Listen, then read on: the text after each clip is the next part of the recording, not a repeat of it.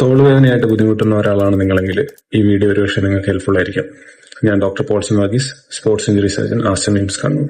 Patients പലരും എന്റെ അടുത്ത് തോളുവേദനയായിട്ട് വരുന്ന പേഷ്യൻസ് പലരും ചോദിക്കും, ഡോക്ടർ ഞങ്ങൾ റൊട്ടേറ്റർ കഫ് എക്സസൈസ് ചെയ്യണമെന്ന്.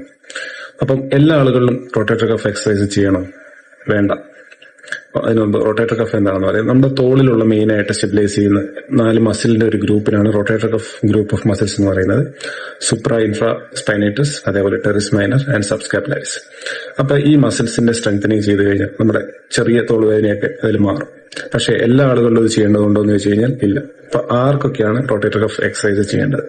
നിങ്ങളുടെ ഒരു റൊട്ടേറ്റർ കഫ് പാർഷ്യൽ ടയർ ഉണ്ടായി അത് കൺസർവേറ്റീവ് ആയിട്ട് മാനേജ് ചെയ്യാൻ വേണ്ടിയിട്ട് നിങ്ങൾ പ്ലാൻ ചെയ്തിട്ടുണ്ടെങ്കിൽ you should do these exercises. പിന്നെ നിങ്ങൾക്ക് ഷോൾഡർ ഇടയ്ക്കിടയ്ക്ക് ഡിസ്ലൊക്കേറ്റ് ആവുന്ന ഒരാളാണെങ്കിൽ നിങ്ങൾ സർജറി പ്ലാൻ ചെയ്യുകയാണെങ്കിൽ അതിന് മുമ്പ് റൊട്ടേറ്റർ കഫ് മസിൽസ് സ്ട്രെങ്തൻ ചെയ്ത് കഴിഞ്ഞ് കഴിഞ്ഞാൽ അത് അപ്പുറത്തേക്ക് ഇപ്പുറത്തേക്കും ഇളകി പോവാതെ അത് ഹെൽപ്പ് ചെയ്യും. ഡൈനാമിക് സ്റ്റെബിലിറ്റി എന്ന് പറയും. അപ്പം ഷോൾഡർ തെന്നി പോകുന്ന ഒരാളാണെങ്കിൽ സർജറിക്ക് മുമ്പ് ഇത് ചെയ്യണം. ഇനി ചെയ്യേണ്ടത് നിങ്ങൾ ഓവർഹെഡ് സ്പോർട്സിൽ പ്രാക്ടീസ് ചെയ്യുന്ന ഒരാളാണ്. വോളിബോൾ, ക്രിക്കറ്റ്, ടെന്നീസ്, അതേപോലെ ത്രോയിങ് അത്ലറ്റ് ആണെങ്കിൽ അതല്ലെങ്കിൽ സ്വിമ്മിങ്, ഇങ്ങനെ എന്തെങ്കിലും ഒരു സ്പോർട്സ് നിങ്ങൾ പ്രാക്ടീസ് ചെയ്യുന്നുണ്ടെങ്കിൽ റൊട്ടേറ്റർ കഫ് മസിൽ സ്ട്രെങ്തനിങ് നിങ്ങൾ ചെയ്യേണ്ടതാണ്.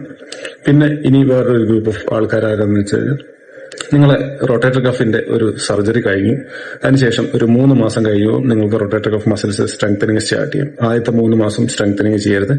നമ്മൾ സർജറി ചെയ്തതിനെ ആദ്യം ഇമ്മൊബിലൈസ് ചെയ്ത് പ്രൊട്ടക്ട് ചെയ്യണം. അതിനുശേഷം മൊബിലൈസേഷൻ ഫേസ് ആണ്. പിന്നെ അതിനുശേഷമുള്ള ഫേസ് ആണ് സ്ട്രെങ്തനിങ് ഫേസ്. ആ ഒരു ഫേസിലെത്തുന്ന ആളുകളിൽ ആണ് ഇത് ചെയ്യേണ്ടത്. ഇനി അടുത്തതായിട്ട് എപ്പോഴാണ് rotator cuff strengthening exercise start ചെയ്യേണ്ടത്?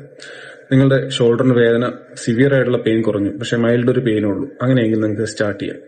പിന്നെ നിങ്ങൾക്ക് കംപ്ലീറ്റ് ഷോൾഡറിന്റെ റേഞ്ച് ഓഫ് മോഷൻസ് തിരിച്ച് റീഗെയിൻ ആയിട്ടുണ്ടെങ്കിൽ ആ ഒരു സമയത്ത് നിങ്ങൾക്ക് ഇത് സ്റ്റാർട്ട് ചെയ്യും. ഇനി മൂന്നാമതായിട്ട് നിങ്ങൾ ഷോൾഡറിന്റെ സർജറി കഴിഞ്ഞിട്ട് ഒരു 3 മാസം ആയിട്ടുണ്ട്, സ്ട്രെങ്തനിങ് ഫേസിലാണെങ്കിൽ നിങ്ങൾക്ക് റൊട്ടേറ്റർ കഫ് സ്ട്രെങ്തനിങ് എക്സസൈസ് നിങ്ങൾക്ക് അപ്പോൾ സ്റ്റാർട്ട് ചെയ്യാം. അടുത്തതായിട്ട് ഏറ്റവും ഇമ്പോർട്ടന്റ് ആയിട്ടുള്ള കാര്യം, ഇത് ആരാണ് ചെയ്തുകൂടാത്തതെന്ന്. നിങ്ങൾക്ക് ഒരു ഷോൾഡർ ഇഞ്ചറി ഉണ്ടായിട്ട് അത് പ്രോപ്പറായിട്ട് ഇവാലുവേറ്റ് ചെയ്തിട്ടില്ലെങ്കിൽ അത് ഇവാലുവേറ്റ് ചെയ്യുന്നതിന് മുമ്പ് ഇതൊരിക്കലും സ്റ്റാർട്ട് ചെയ്യരുത്. പിന്നെ സിവിയർ ആയിട്ടുള്ള ഷോൾഡർ പെയിൻ ആണ്, എല്ലാ മൂവ്മെന്റ്സിലും പെയിൻ ആണ്, വെറുതെ ഇരിക്കുമ്പോൾ പെയിൻ ആണെങ്കിൽ അപ്പോഴും നിങ്ങളിത് സ്റ്റാർട്ട് ചെയ്യരുത്. ഇനി നിങ്ങളുടെ സർജറി കഴിഞ്ഞിട്ട് 3 മാസമായിട്ടില്ല എങ്കിൽ ഇത് ചെയ്യരുത്. ഷോൾഡർ MRI ചെയ്ത് ആ MRIയിൽ ഒരു കംപ്ലീറ്റ് റൊട്ടേറ്റർ കഫ് ടയർ ഉണ്ടെങ്കിലും ഈ എക്സസൈസ് ചെയ്യരുത്.